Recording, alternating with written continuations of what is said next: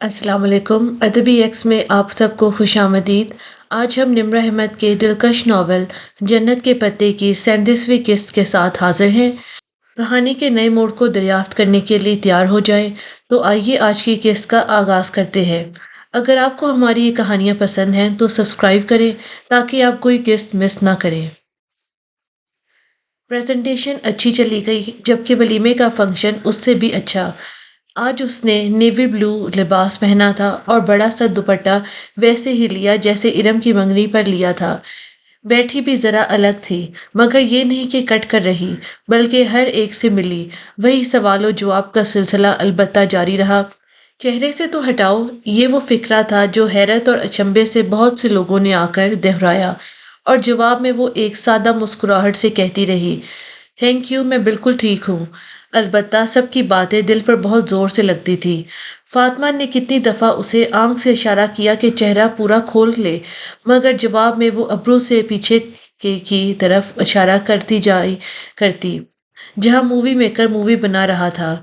वो झुंझला गई। ओहो, फैमिली वीडियो है, अपनों में ही रहेगी, बाहर थोड़ी दिखाएंगे। बिल्कुल, वह स्वाद में सर हिलाकर दूसरी जानब देखने लगी। सिर्फ शहला थी जो उसे यूं मिली जैसे कोई तब्दीली ही न आई हो। उसकी आंखें अलबत्ता भी अब भी वैसी ही उदास और थकान से भरपूर थी, मगर हया को अब वजह जानने की जरूरत नहीं रही। उसने अभी एक दो फंक्शंस हिजाब में अटेंड किए थे। कल फातिमा से बहस का असर अभी तक दिल पे था, और शैला तो पिछले 2 साल से हर खुशी हर गमी में ऐसे ही शिरकत करती रहती थी। और फिर जब इंसान कहता है कि वो ईमान लाया है, तो वो आजमाया भी जरूर जाता है। जाने शहला की तकलीफ कितनी थी और कब से थी।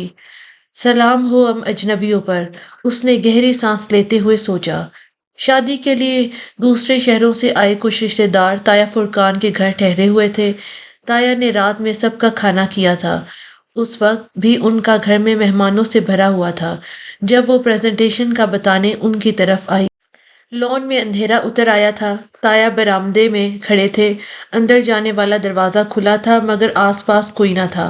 अंदर से अलबत्ता गहमा गहमी और रौनक की सी आवाजें आ रही थी। आज प्रेजेंटेशन अच्छी हो गई है, उम्मीद है प्रोजेक्ट हमें ही मिल जाएगा, वो नरमी और बशाशत से बताने लगी। जो सर्द मोहरी के दीवार उन दोनों के दरमियान आई थी, वो उसे गिराना चाहती थी। जो भी था, उसे फितरी तौर पर ताया अब्बा से बहुत मोहब्बत थी। खैर, मुझे तो इतनी उम्मीद नहीं। पता नहीं हम ठीक से कर भी आई हो या नहीं। वहां हनूज रखाई थी, वो बहुत उखड़े उखड़े से लग रहे थे। नहीं ताया, बस सब बहुत अच्छा हो गया, मैं पूरा होमवर्क करके गई थी। वो खामोश रहे, तने हुए अब्रू और माथे के बल। वो उससे खुश नहीं थे। उसने एक और कोशिश करनी चाहिए। अच्छा, बाकिर साहब बता रहे थे कि साइड बी में वेंडर कुछ मसला कर रहा है, सप्लाई रोक दी है। मैं सोच रही थी अगर मैं खुद। वो एकदम रुकी। दरवाजा खुला तो दावर भाई बाहर आए थे। हया किसी मेकानिकी अमल के तहत दुपट्टा 2 उंगलियों से थोड़ी से उठाकर नाक तले ले गई। ताया ने चौंक कर उसकी इस हरकत को देखा, फिर अंदर से आते दावर को, जो उसे देखकर रुक गए थे, जैसे मुतजब्जब हो कि खड़ा रहूं या वापस चला जाऊं। ये तुम किससे पर्दा कर रही हो? ताया ने कड़े तेवरों से उसे देखा। लम्हे भर को तो उसकी समझ में कुछ ना आया। जी, तुम मेरे बेटे से पर्दा कर रही हो? तायाबा, मैं तो। उसने कुछ कहना चाहा, मगर वो एकदम बहुत बुलंद आवाज में बोलने लगे। मेरे बेटे आवारा है, लोफर लफंगे हैं, बदनीयत हैं। क्या किया है मेरे बेटों ने जो तुमने उनके सामने पर्दे डालने लगती हो? ऊंची गुस्सेली आवाज ने अंदर बाहर खामोशी तारी कर।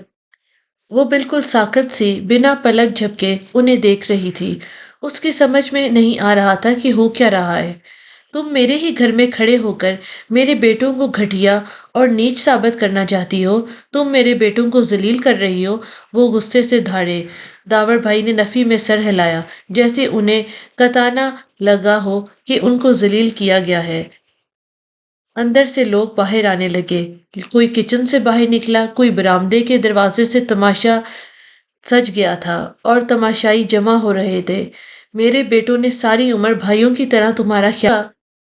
اپنا بھائی تو اس کافر عورت کے ساتھ منہ کالا کر کے بیٹھ گیا ہے نا، مگر تم الٹا میرے بیٹوں کے خلاف محاذ بنا رہی ہو۔ پورے ترکی میں آوارہ پھرتے تمہیں پردہ کا خیال نہیں آیا تھا۔ اس کا سانس جیسے رک گیا۔ اسی پل ان کو دیکھا، بمشکل وہ چند الفاظ۔ زاہد چچا، آپ طیبہ کو سمجھائیں، انہیں غلط فہمی ہوئی ہے۔ میں تو ٹھیک کہہ۔ یہ ڈھکوسلے تم کس کے لیے کر رہی ہو؟ پہلی ساری زندگی خیال نہیں آیا، اب کہاں کا اسلام شروع ہو گیا تمہارا؟ وہ جواباً اتنے ہی غصے سے بولے، پورے خاندان میں ہمارا تماشا بنا کر رکھ دیا ہے۔ سب باتیں بنا رہے ہیں کہ حیا بی بی نقاب میں کھانا کھا رہی تھی۔ وہ پھٹی پھٹی نگاہوں سے انہیں دیکھ رہی تھی، ارد گرد لگے مجمع کی نظریں، تحقیر۔ اس نے کیا کچھ نہیں محسوس کیا تھا۔ آپ سب کو کیا ہو گیا ہے؟ وہ بولنا چاہتی تھی مگر لبوں سے بس یہی نکلا، تایا آپ کو تو حجاب بہت پسند تھا، آپ تو۔ بکواس مت کرو میرے سامنے، اور میری بات کان کھول کر سن لو۔ اگر تم آئندہ میرے گھر آؤ گی تو منہ لپیٹے بغیر آؤ گی۔ اگر تمہیں میرے بیٹوں کو اس طرح ذلیل کرنا ہے تو آئندہ میرے گھر میں قدم مت رکھنا۔ انگلی اٹھا کر متنبہ کرتے وہ سرخ چہرہ لیے بولے۔ اس سے مزید کھڑا نہیں ہوا گیا، وہ ایک دم پلٹی اور اپنے گھر کی طرف دوڑتی چلی گئی۔ پیچھے تماشائیوں کے مجمع میں کہیں فاطمہ بھی تھی، مگر وہ بھی اس کا ساتھ دینے کے لیے آگے نہیں بڑھی تھی۔ ان سب سے اسے اندھیری خندق میں تنہا چھوڑ دیا تھا۔ اپنے لان میں وہ برآمدے کی سیڑھیوں پر ہی گرنے سے انداز اس کے ہاتھ کانپ رہے تھے اور قدموں میں سکت نہیں رہی تھی۔ آنکھوں سے گرم گرم آنسو ابل کر گرتے جا رہے تھے۔ اتنی ذلت، اتنی تحقیر، اتنا تماشا، یہ طایا فرقان تھے؟ ساری عمر اسے حجاب پر ہی اختلافات رکھنے والے طایا فرقان، اب حجاب پر ہی اس کے خلاف ہو گئے تھے۔ ان کا دین، شریعت سب کدھر گیا تھا؟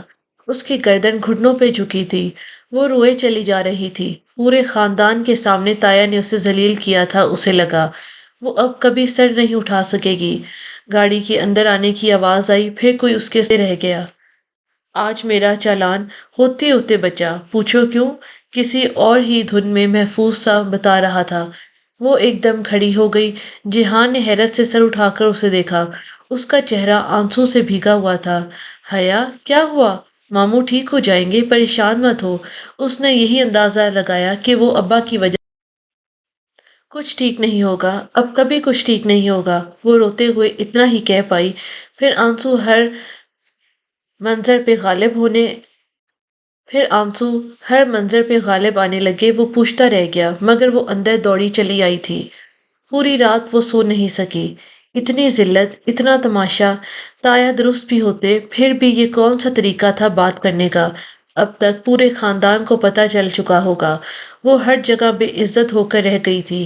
رات بھر وہ روتی رہی۔ صبح سر بھاری ہو رہا تھا۔ فریش ہونے تک اس نے فیصلہ کر لیا تھا کہ آج وہ ابا سے بات کر کے تایا ابا کو ان کا اٹارنی انفیکٹ بنا دے گی۔ تایا ابا کو مسئلہ اس کے حجاب سے نہیں، اس کے آفس سے تھا، سو وہ اب یہ سارا مسئلہ ہی ختم کر دے گی۔ ناشتے کی میز پر وہ اور فاطمہ اکیلی تھی۔ سبین پھپھو ابا کو ناشتہ کروا رہی تھی اور جیہان پتہ نہیں کہاں تھا۔ یہ ہوتا ہے ماں باپ کے نافرمانی کا انجام، سارے خاندان میں بے عزتی کروا کے رکھتی۔ فاطمہ خفا سی بولے جا رہی تھی۔ وہ سر جھکائے چند لقمے بمشکل زہر مار کر سکی، پھر اٹھائی۔ ایسے لمحوں میں وہ اس سیمینار میں واپس پہنچ جایا کرتی تھی جو اس نے اناتولین استنبول میں اٹینڈ کیا تھا۔ اسے شیشے کی دیواروں سے ٹکر کھا کر گرتی چڑیاں یاد آئی تھی۔ اس نے بھی تو اپنے گرد ایسی ہی دیوار کھڑی کر دی تھی، اور یہ لوگ تو انہی پرندوں کی طرح تھے۔ پہلے وہ ان کی بات سن لیتی تھی تو وہ سمجھتے تھے کہ اب بھی سنتی رہے گی، وہ اس طرح اس کو تھکا نہیں سکتے تھے۔ شیشے کی دیواروں سے ٹکرانے میں نقصان پرندوں کا ہی ہوتا ہے، دیوار کو کیا فرق پڑتا ہے؟ ابا اسی طرح نحیف و کمزور سے لگ رہے تھے۔ اسے دیکھ کر ذرا سا مسکرائے۔ کام کیسا جا رہا ہے؟ سب ٹھیک ہے ابا۔ اس نے آہستہ سے سب آنسو اپنے اندر اتار لیے اور بظاہر مسکرا کر بولی، بہت محنت کر رہی ہے یہ لڑکی۔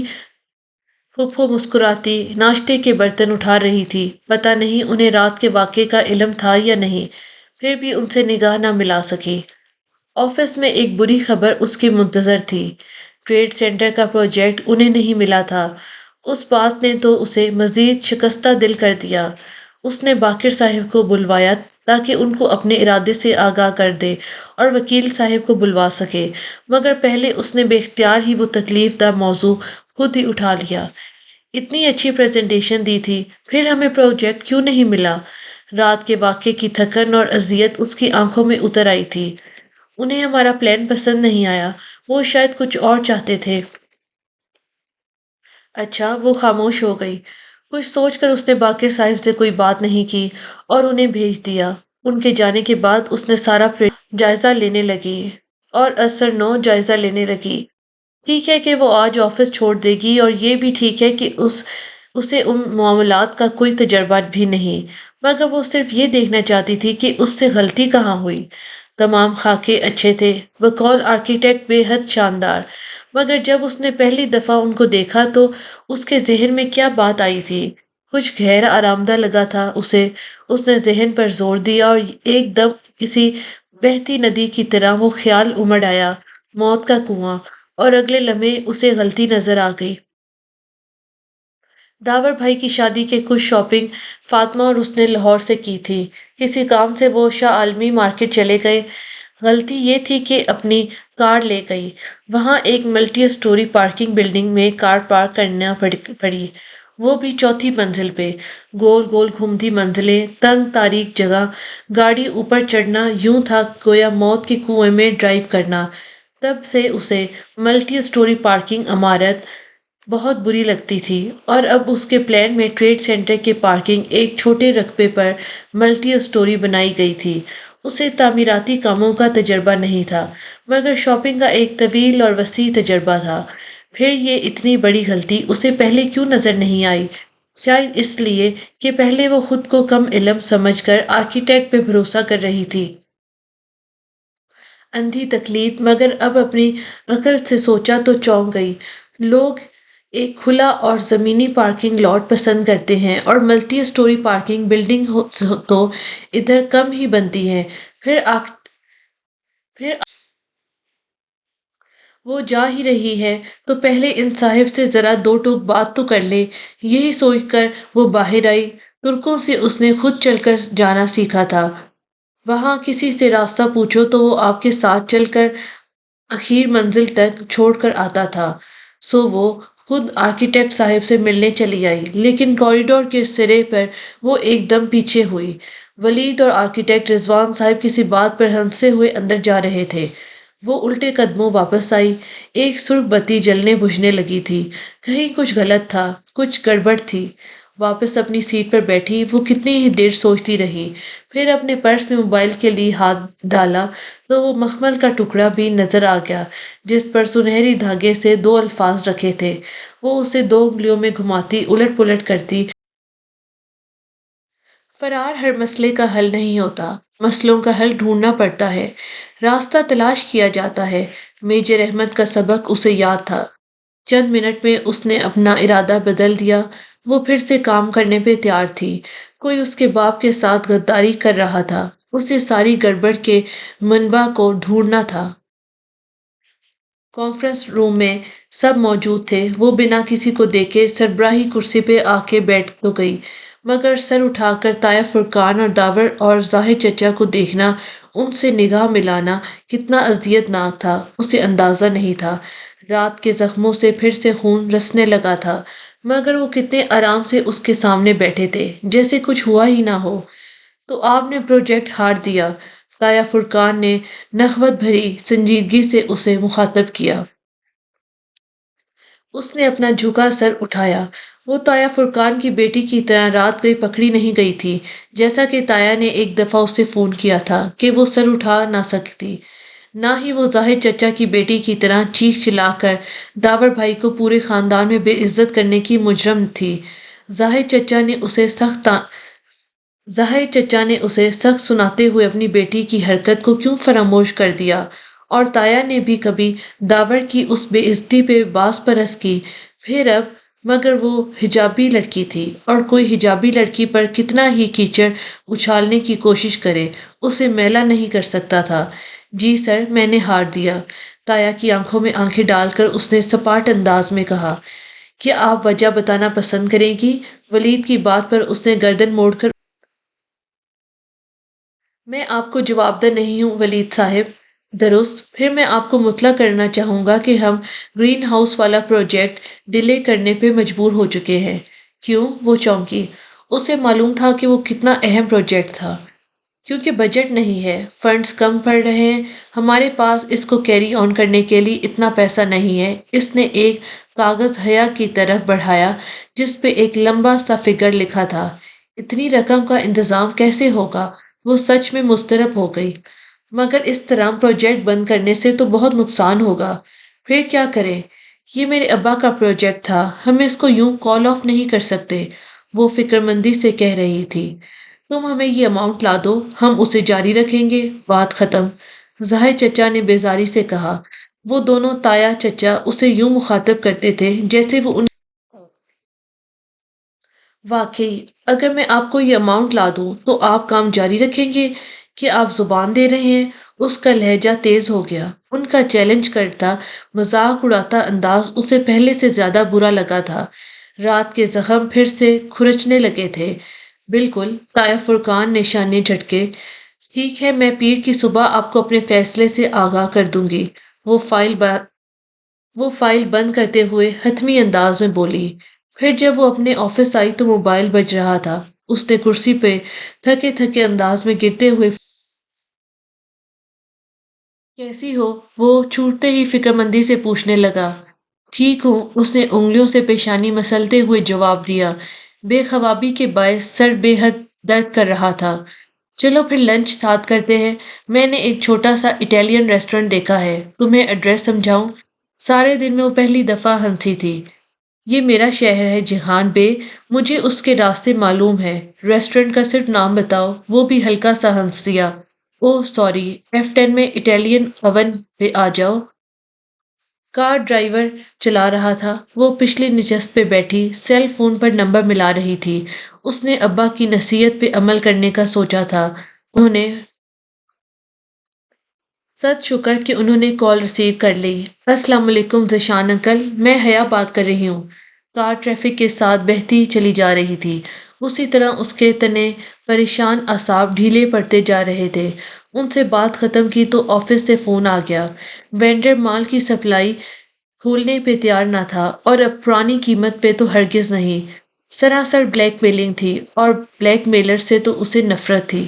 کل میری میٹنگ ارینج کروا دے وینڈر سے، میں ان صاحب سے خود بات کرنا چاہوں گی۔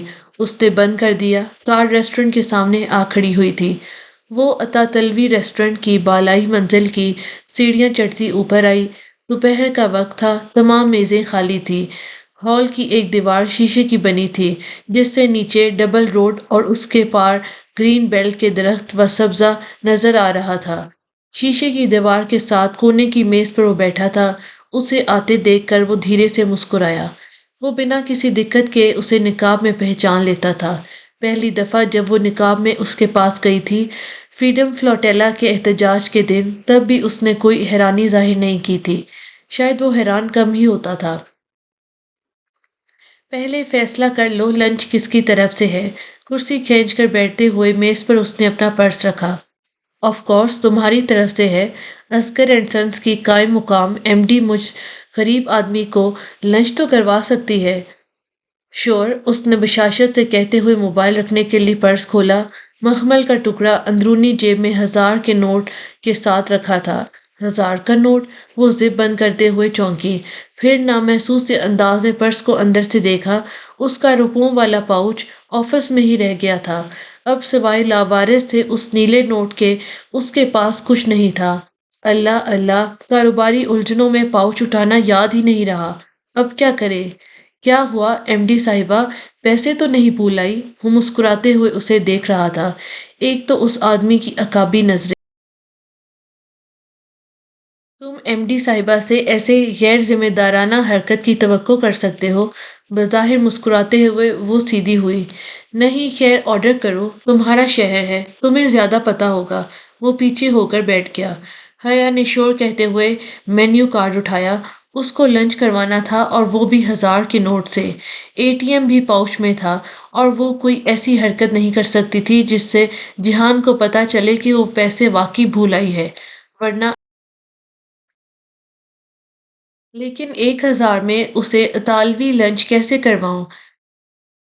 اس دیکھی۔ سنو صرف مین کورس منگوانا، سلاد، سٹارٹر اور ڈرنک جات مجھے پسند نہیں ہے۔ وہ کرسی کی پشت سے ٹیک لگائے مسکراہٹ دبائے اسے بغور دیکھتا کہہ رہا تھا، اوکے مجھے تو کوئی خاص بھوک نہیں ہے، دل ہی نہیں چاہ رہا۔ آرڈر دے کر اس نے کارٹ رکھ دیا۔ جہان نے مسکراہٹ دباتے ہوئے سمجھ کر سر ہلا دیا۔ چند لمحے خاموشی کے نظر ہو گئے۔ وہ شیشے کی دیوار سے باہر دیکھنے لگی۔ اس شیشے سے تو کوئی پرندہ نہیں آ ٹکرایا تھا، شاید پرندے تعمیر کے بعد صرف پہلے موسم میں ٹکراتے ہو، بعد میں عادی ہو کر راستہ بدل لیتے ہوں۔ راستہ پرندوں کو ہی بدلنا پڑتا ہے، دیوار تو ویسی ہی کھڑی رہتی ہے۔ کل کیا ہوا تھا؟ حیا نے نگاہیں موڑ کر اسے دیکھا۔ اب تک تم نے پتا تو کر ہی لیا ہوگا۔ بہرحال تایا نے سارے خاندان کے سامنے میرے پردے کی وجہ سے بے عزت کیا، تماشا بنایا اور گھر سے نکال دیا، اس کے علاوہ کچھ خاص نہیں۔ جہان نے قدرے تعصب سے نفی میں سر ہلا دیا۔ پرانی عادتیں آسانی سے نہیں جاتی، اس طرح لوگوں کو ذلیل کرنے کے وہ عادی ہیں۔ کتنا آسان ہے ان کے لیے اپنی انا کے پیچھے رشتے توڑ دینا۔ جو بھی ہے میں ابا کی کرسی ان کے لیے خالی نہیں کروں گی، یہ فیصلہ میں نے کر لیا ہے۔ اب اس قصے کو بند کر دیتے ہیں۔ تم بتاؤ تم نے ترکی واپسی کب کا کیا سوچا ہے؟ سب مجھ سے یہی پوچھتے ہیں کہ واپسی کا کیا پروگرام ہے۔ لگتا ہے سب مجھ سے تنگ آ گئے ہیں۔ دل کرتا ہے میرا کہ محسن کی طرح کبوتر بن کر کسی غار میں چھپ جاؤں۔ اس نے غالباً کوئی ترک محاورہ بولا تھا۔ خیر ابھی کچھ دن ادھر ہوں۔ تمہیں کب جانا ہے؟ جولائی شروع ہو چکا ہے، مجھے 5 جولائی کے بعد کلیئرنس کروانی ہے۔ ابا کی طبیعت ذرا سنبھل جائے پھر جاؤں گی۔ لنچ آ گیا تو وہ اپنے نقاب سے بآسانی چھری کانٹے کی مدد سے کھانے لگی۔ پھر کسی خیال کے تحت پوچھا، جہان تمہیں میرا مطلب ہے میرا یوں نقاب لینا؟ وہ ذرا چونکا تھا۔ او ہاں ٹھیک ہے، اس نے ذرا الجھتے ہوئے شانے اچکائے۔ وہ مطمئن ہو کے کھانا بل آیا تو اس نے ایک مطمئن سے سانس اندر کو اتاری۔ 950 صرف 2 مین کورس منگوائے تھے اس لیے۔ ثابت ہوا کہ اگر پیسے کم ہوں تو بندے کو کولڈ ڈرنک، سلاد اور سٹارٹر جیسے لوازمات سے پرہیز کرنا چاہیے۔ یکا یک کسی خیال کے تحت وہ چونکی۔ فالتو لوازمات، اس کا ذہن آفس کی طرف بھٹک گیا۔ جہان نے نرمی سے اس سے بل لے لیا۔ میں پے کروں گا۔ وہ چونکی، نہیں یہ تو میں مذاق کر رہا تھا، لنچ میری طرف سے تھا۔ وہ بنا ایک لفظ سنے کائل میں پیسے رکھنے لگا۔ اس نے اصرار نہیں کیا، اس کا ذہن کسی اور لوازمات۔ ادھیڑ عمر صاحب نے آگے بڑھ کر دروازہ کھولا اور پھر ایک طرف ہٹ گئے۔ وہ پر اعتماد اور سبک قدموں سے چلتی اندر آئی۔ دروازے سے نجمی صاحب وینڈر کی کرسی میز کا فاصلہ کافی زیادہ تھا۔ وہ سیدھ میں چلتی میز تک آئی اور بیٹھنے کے لیے کرسی کھینچی۔ نجمی صاحب نے انگلیوں میں پکڑی سگریٹ لبوں میں دبا کر سانس اندر کو کھینچی اور سر سے پاؤں تک سیاہ عبایا میں ملبوس دراز قد لڑکی کا جائزہ لیا جو بہت اطمینان سے کرسی کھینچ کر بیٹھ رہی تھی۔ انہوں نے سگریٹ ہٹائی، دھوئیں کا مرغولا اڑا کر فضا میں تحلیل ہوا۔ میں حیا سلیمان ہوں، عسکر اینڈ سنز کی مینیجنگ ڈائریکٹر۔ کرسی کی پشت سے ٹیک لگا کر ٹانگ پہ ٹانگ رکھے کونیاں ہاتھ پہ جما کر ہتھیلیاں ملائے بیٹھی وہ بہت سنجیدگی سے بولی۔ نجمی صاحب نے کندھوں کو ذرا سی جنبش دی، یعنی وہ جانتے تھے۔ اب آگے بات کریں۔ ادھیڑ عمر صاحب اس لڑکی کے پیچھے ہاتھ باندھے مؤدب سے آ کھڑے ہوئے تھے۔ ان کے لیے دوسری کرسی موجود نہیں تھی۔ نجمی صاحب نے کرسی منگوانے کی ضرورت بھی نہ سمجھی۔ ہماری سائٹ پہ سپلائی آپ نے روک دی ہے، جس سے ہمارا پروجیکٹ تاخیر کا شکار ہو سکتا ہے۔ دیکھیں بی بی، میں نے اپنی ڈیمانڈ میری بات ابھی ختم نہیں ہوئی نجمی صاحب۔ اس نے ہاتھ اٹھا کر ایک دم بہت سخت لہجے میں انہیں روکا۔ اس کی آواز میں کچھ تھا کہ وہ رک گئے تھے۔ چند باتیں جو میں آپ کو بتانا چاہتی ہوں۔ ان کی آنکھوں میں آنکھیں ڈالے بنا کسی تہمید کے وہ کہہ رہی تھی، آپ کے پیچھے جو کھڑکی ہے اسے جھانک کر دیکھیں تو دائیں جانب دور کہیں ایک زیر تعمیر منصوبہ دکھائی دے رہا ہے۔ کس چیز کا منصوبہ ہے وہ باقر صاحب؟ لڑکی نے رک کر پیچھے کھڑے آدمی کو مخاطب کیا، مگر دیکھ وہ ابھی بھی نجمی صاحب کو ہی رہے تھے۔ اوور ہیڈ ہے میڈم، انہوں نے فوراً بتایا۔ بالکل، اوور ہیڈ تعمیر ہو رہا ہے وہاں، اور کیا آپ جانتے ہیں کہ اس میں سینڈ اور سلٹ استعمال ہو رہا ہے، اور وہ بھی کس کی جگہ؟ کریشر مٹیریل کی جگہ۔ نفیس سے نقاب سے جھلکتی اس کی بڑی بڑی سیاہ آنکھیں مسکرائی تھی۔ نجمی صاحب نے سگریٹ والا ہاتھ نیچے کر دیا، ان کے تنے اعصاب ڈھیلے پڑ چکے تھے۔ آپ اس اوور ہیڈ سے 2 کلومیٹر دائیں چلے جائیں تو ایک 6 اسٹار ہوٹل زیر تعمیر نظر آئے گا۔ اس کی تعمیل آخری مراحل میں ہے، مگر اس کے مالکان کو یہ علم نہیں ہے کہ اس کی روفنگ اور واٹر پروفنگ میں سب اسٹینڈرڈ مٹیریل استعمال کیا گیا ہے، بے حد سستا اور گھٹیا مٹیریل۔ اس کی مسکراتی آنکھوں کی چمک بڑھ گئی تھی۔ نجمی صاحب نے کچھ کہنے کے لیے اب لب کھولے، مگر اس نے ہاتھ اٹھا کر روک دیا۔ میری بات ابھی ختم نہیں ہوئی۔ وہ لب ایک روڈ بھی حال میں ہی مکمل ہوئی ہے، اور اس کا بھی ان دونوں پروجیکٹ سے تعلق ہے۔ نگاہیں ان پہ جمائے وہ مسکراتے ہوئے کہہ رہی تھی، اور جو تعلق ہے وہ آپ بہتر جانتے ہیں۔ میں تو بس اتنا چاہتی ہوں کہ اس سڑک کے اطراف کو سیمنٹڈ نہیں کیا گیا اور اندر ہولز چھوڑ دیے گئے ہیں۔ وہ کون سا مسئلہ ہوگا جو سب سے پہلے چند دن میں منظر عام پر آئے گا باقر صاحب؟ نجمی صاحب کو اپنے سابقہ انداز میں دیکھتے ہوئے اس نے اپنے سے بولے، ڈرینیج کا مسئلہ میم۔ بالکل، ڈرینیج کا مسئلہ، مگر سب سے بڑا مسئلہ کون سا ہوگا؟ انسپیکشن کا مسئلہ۔ 4 انسپیکشن ٹیمیں ان تینوں پروجیکٹس کو چند روپوں کے لیے اپروو کر چکی ہیں، لیکن وہ کیا ہے نجمی صاحب کہ جو ہمارا میڈیا ہے نا، وہ ذرا سی ریٹنگ کے لیے ایسی خبروں کو خوب اچھالتا ہے، اور یوں اس وینڈر کی ساکھ تباہ ہو کر رہ جاتی ہے، بالخصوص تب جب ان کے ہاتھ ڈاکومنٹڈ پروف بھی لگ جائے۔ باقر صاحب، اس نے انگلی سے اشارہ کیا تو باقر صاحب نے چند کاغذات میز پر رکھے۔ نجمی صاحب کو ان کو اٹھانے کے لیے آگے نہیں بڑھے۔ وہ مشکل ضبط کیے ہوئے بولے، مجھ پہ ہاتھ ڈالنا اتنا آسان نہیں ہے۔ ارے، اس کی سیاہ آنکھیں میں حیرت ابھری، آپ کی بات کس نے کی؟ پھر وہ ذرا سا مسکرائی، میں تو اپنی سپلائی کی بات کر رہی تھی۔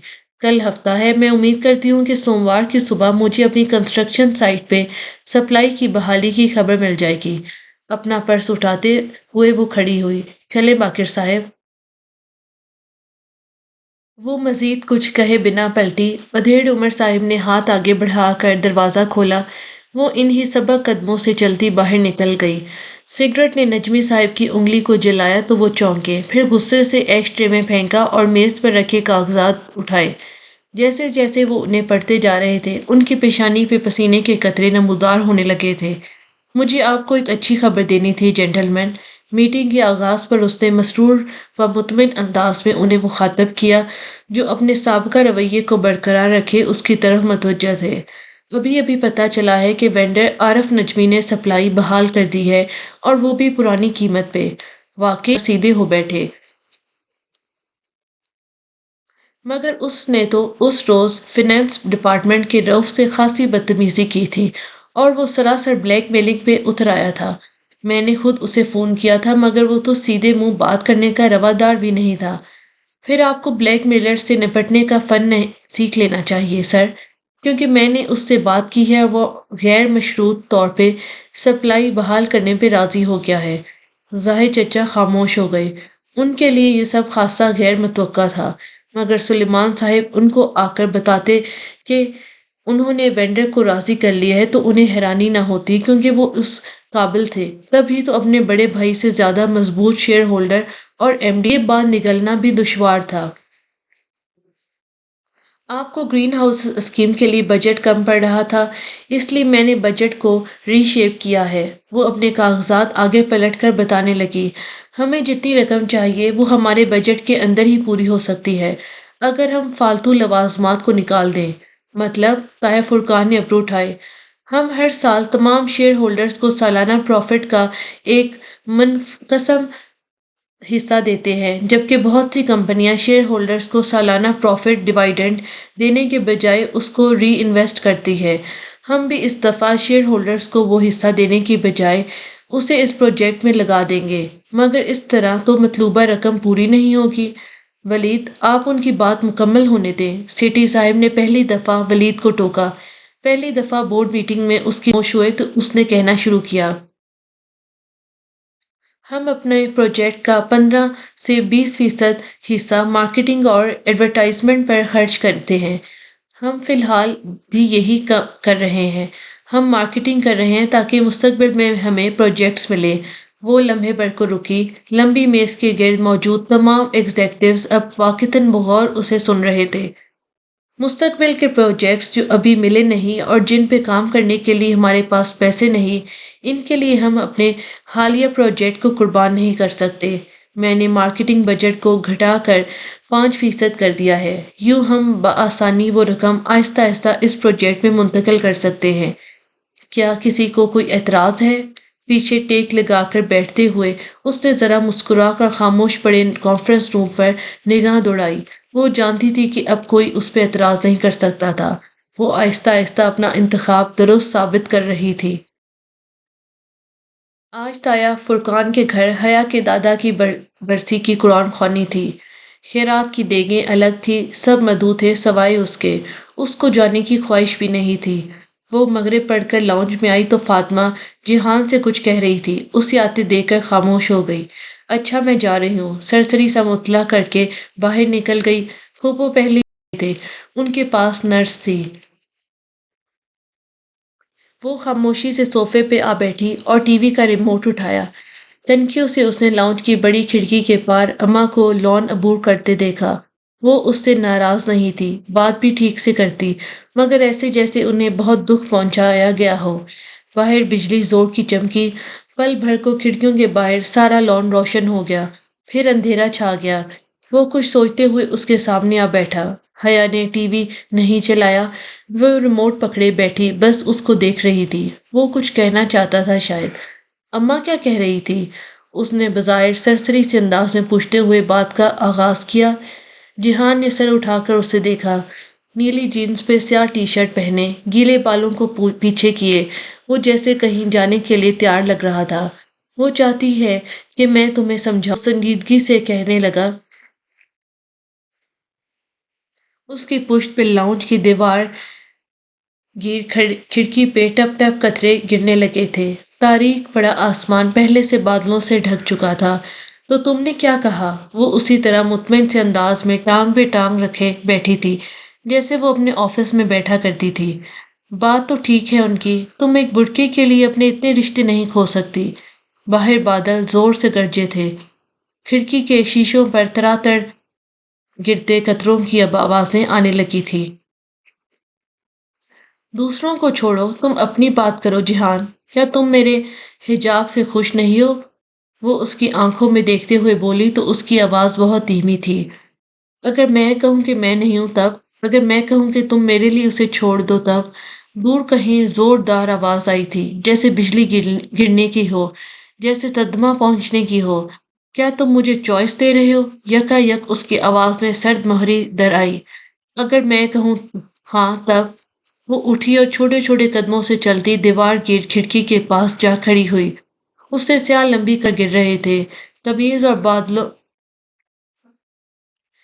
قمیض اور بالوں کے رنگ کا فرق غیر واضح سا تھا، سیاہی جس کا نہ آغاز تھا نہ اختتام۔ مجھے کبھی کسی نے کہا تھا کہ خندق کی کوئی جنگ بنو قریظہ کے بغیر وجود میں نہیں آئی، اور تب میں نے سوچا تھا کہ میرے سارے قرابت دار تو میرے ساتھ ہی ہوں گے۔ وہ بھیگتے شیشے کے پار تاریک لان کو دیکھتی کہہ رہی تھی۔ تایا با حجاب کے سب سے بڑے علم بردار، اماں جن کی ہمیشہ سے خواہش تھی کہ میں اللہ کے قریب ہو جاؤں، اور میرا شوہر جو روز صبح فجر پڑھنے مسجد جاتا ہے۔ لیکن آج مجھے پتہ چلا کہ عائشہ ٹھیک کہتی تھی، خندق کی جنگ بنو قریظہ کے بغیر وجود میں ہی آ ہی نہیں سکتی۔ بارش کے ٹپ ٹپ گرتے قطرے شیشے سے لڑک کر زمین پر گر رہے تھے۔ جب بجلی چمکتی تو پل بھر کو ان میں اندھیرا چھا جاتا۔ وہ صوفے سے نہیں اٹھا تھا، بس گردن موڑ کر اسے دیکھنے لگا۔ اگر میں لوگوں کے لیے حجاب لیتی ہوتی تو لوگوں کے کہنے پر چھوڑ بھی دیتی، لیکن میں اب چھوڑ نہیں سکتی۔ آنسو اس کی آنکھ سے ٹوٹ کر گال پہ پھسلتا گیا۔ کیوں؟ میں یہ نہیں سمجھ پا رہا کہ آخر کیوں؟ وہ اس کے پیچھے آ کھڑا ہوا تھا۔ بادل ابھی تک گرج رہے تھے۔ حیا نے جواب نہیں دیا۔ اس نے ایک نظر جیہان کو دیکھا اور پھر آگے بڑھ کر کونے میں رکھی منی پلانٹ کی سبز بوتل اٹھائی، پودے کی بیل جھٹک کر نکال پھینکی اور بوتل کو ہاتھ سے پکڑے ہوئے دیوار پہ دے مارا۔ کانچ ٹوٹا، ٹکڑے گرتے گئے اور ایک نوک دار بڑا ٹکڑا اس کے ہاتھ میں رہ گیا۔ یہ پکڑو۔ اس نے بوتل کی گردن کا وہ ٹکڑا جیہان کی طرف بڑھایا۔ اور جا کر اپنی ماں کی گردن میں اتار دو۔ حیا؟ اس نے بے یقینی سے اسے دیکھا۔ حیا نے افسوس سے سر نفی میں ہلایا اور آخری ٹکڑا باقی ماندہ کرچیوں پہ پھینک دیا۔ نہیں کر سکتے نا؟ کانپ اٹھا نا دل؟ آنکھوں سے باہر برستی موسلا دھار بارش۔ اس نے گردن موڑ کر بھیگی آنکھوں سے باہر برستی موسلا دھار بارش کو دیکھا۔ مجھے بھی ایسا ہی لگتا ہے، وہ بولی تو اس کی آواز آنسو سے بھاری تھی۔ مجھے بھی ایسا ہی لگتا ہے جیہان۔ اللہ نے امانت کو آسمان و زمین پہ پیش کیا تھا، مگر دونوں نے اسے اٹھانے سے انکار کر دیا اور اسے انسان نے اٹھا لیا تھا۔ تمہاری ماں، ایک انسانی جان تم پہ امانت ہے، ایسے ہی مجھ پر میرا وعدہ امانت ہے۔ میں نے زندگی میں بس ایک سے، کوئی مجھے اسے نبھانے کیوں نہیں دیتا؟ بجلی نے اپنی چاندنی پھر سے ہر سو بکھیر دی۔ بس لمحے بھر کی چاندنی اور پھر اندھیری رات چھا گئی۔ مجھے کسی نے کہا تھا کہ دل مارے بغیر نور نہیں ملتا، اور میں سوچتی تھی کہ نور کیا ہوتا ہے؟ جانتے ہو نور کیا ہوتا ہے؟ آنسو نے گلے میں پھندا ڈال دیا تھا، دم گھٹنے والا پھندا۔ نور قرآن ہوتا ہے، اللہ کا حکم جن کو پورے کا پورا سے انکار نہیں کیا جاتا جہان۔ میں ہمیشہ سوچتی تھی کہ اللہ کیوں کہتا ہے کہ اگر قرآن کو پہاڑ میں کی سمجھ نہیں آئی تھی، مگر میں آج جان گئی سے ہوں۔ مگر آج آ گئی ہے۔ گرم ابلتے آنسو اس کی ٹھوڑی سے پھسلتے ہوئے گردن تک لڑک رہے تھے۔ وہ کھڑکی کے باہر دیکھ رہی تھی اور وہ اسے۔ جانتے ہو پہاڑ کیوں ٹوٹتا ہے؟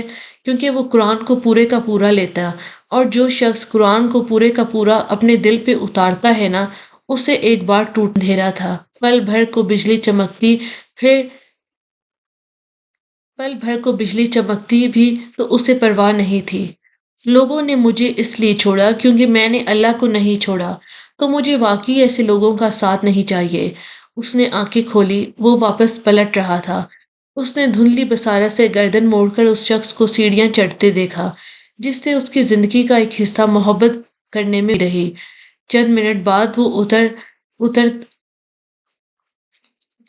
بعد وہ اترتا دکھائی دیا۔ اس کا دستی بیگ اس کے ہاتھ میں تھا۔ وہ بنا اس کی طرف دیکھے، بنا کچھ کہے باہر نکل گیا۔ اس نے اسے نہیں روکا، آواز تک نہیں دی، دے ہی نہیں سکی۔ آنسو نے ہر راستہ روک دیا۔ وہ جا رہا تھا، وہ جانے کے لیے تو آیا تھا۔ وہ جا رہا تھا، وہ جانے